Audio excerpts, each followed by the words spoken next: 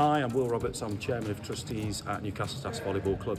I'm really pleased to see Volleyball England are updating their articles. It's important to do so regularly, and we do that as a club, so I'd expect Volleyball England to do the same on our behalf.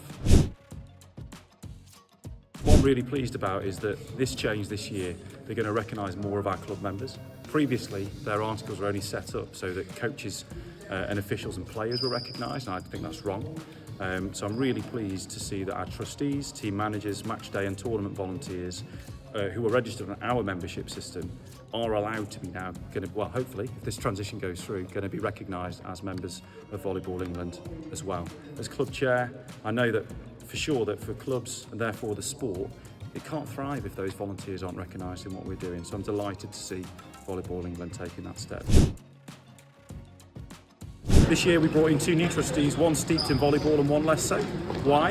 Well, because they've got the skills and experience that we as a club need right now, and I think the way for us to do things best is to have that mixture of skills.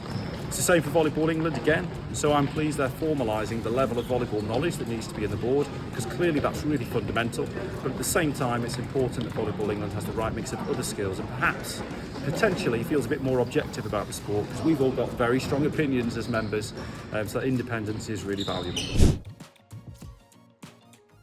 Finally, both volunteering and working in the sports sector for over 20 years, I've seen a lot of evolution. At my place of work, we are also bound by the Code of Sports Governance, so I'm really aware of the requirements Volleyball England must follow to be compliant. And I'm genuinely impressed and pleased by their approach to do this. As a club, we regularly review and reform our policies. We do it every year through our AGM. And I would expect Volleyball England to do so.